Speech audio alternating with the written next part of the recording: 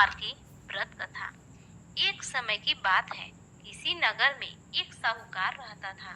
उसके घर में धन की कोई कमी नहीं थी, लेकिन उसकी कोई संतान नहीं थी। इस कारण वह बहुत दुखी था। पुत्र प्राप्ति के लिए वह प्रत्येक सोमवार का व्रत रखता था ले और पूरी श्रद्धा के साथ शिव मंदिर जाकर भगवान शिव और माता पार्वती जी की पूजा करता था। उसकी भक्ति देखकर एक दिन माँ पार्वती प्रसन्न हो गई और भगवान शिव से उस साहूकार की मनोकामना पूर्ण करने की आग्रह किया। पार्वती जी की इच्छा सुनकर भगवान शिव ने कहा, हे पार्वती, इस संसार में हर प्राणी को उसके कर्मों का फल मिलता है और जिसके भाग्य में जो हो उसी अनुसार भोगना ही पड़ता है। लेकिन पार्वती जी ने साहूकार की भक्ति का मान रखने के लिए उसकी मनोकामना पूर्ण करने की इच्छा जताई।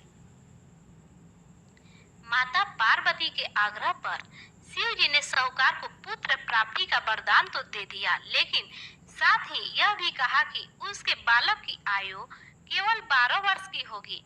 माता पिता और भगवान शिव की बात को साहूकार सुन रहा था।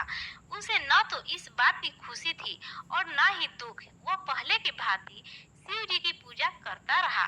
कुछ समय के बाद साहूकार के घर एक सुंदर सा पुत्र ने जन्म लिया।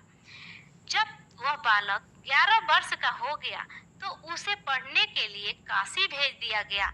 साहूकार ने पुत्र के मामा को बुलाकर उसे बहुत सारा धन दिया और कहा कि तुम इस बालक को काशी विद्या प्राप्ति के लिए ले जाओ और मार्ग में यज्ञ कराना। जहाँ भी यज्ञ कराओ वहाँ ब्राह्मणों को भोजन कराते हुए दक्षिणा देते हुए जाना। दोनों मामा भांजे इसी तरह यज्ञ कराते और ब्राह्मणों को दान दक्षिणा देते काशी की ओर चल पड़े। रात में एक नगर पड़ा जहाँ नगर के राजा की कन्या का विवाह था, लेकिन जिस राजकुमार से उसका विवाह होने वाला था वह एक आंख से काना था। राजकुमार के पिता ने अपने पुत्र से काना होने की बात को छुपाने के लिए एक चाल सोची।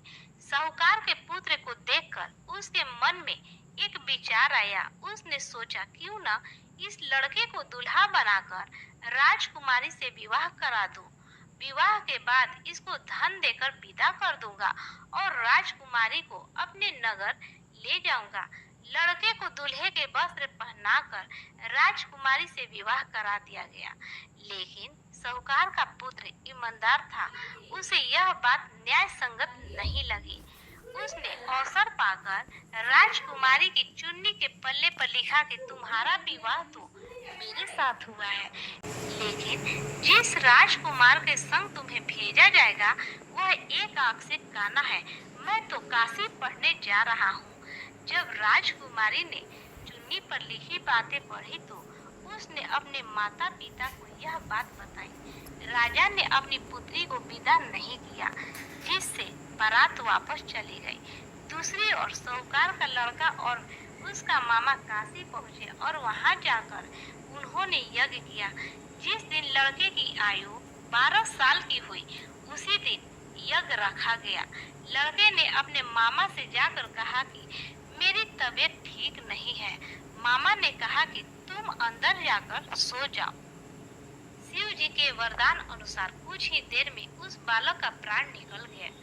मृत भांजे को देखकर उसके मामा ने विलाप शुरू किया। संयोगवश उसी समय शिव जी और माता पार्वती उधर से जा रहे थे। पार्वती ने भगवान से कहा, स्वामी, मुझे इसके रोने के स्वर सहन नहीं हो रहा है। आप इस व्यक्ति के कष्ट को अवश्य दूर करें। जब शिव जी मृत बालक के समीप गए तो वह बोले कि यह उसी साहूकार का पुत्र है जिसे मैंने 12 वर्ष की आयु का वरदान दिया। अब इसकी आयु पूरी हो चुकी है। लेकिन मृत भाव से विभोर माता पार्वती ने कहा कि हे महादेव, आप इस बालक को और आयु देने की कृपा करें, अन्यथा इसके वियोग में इसके माता पिता भी तड़प तड़प कर मर जाएंगे। माता पार्वती के आग्रह पर भगवान शिव ने उस लड़के को जीवित होने का वरदान दिया। शिव जी की कृपा से वह लड़का जीवित हो गया। शिक्षा समाप्त करके लड़का मामा के साथ अपने नगर की ओर चल दिया।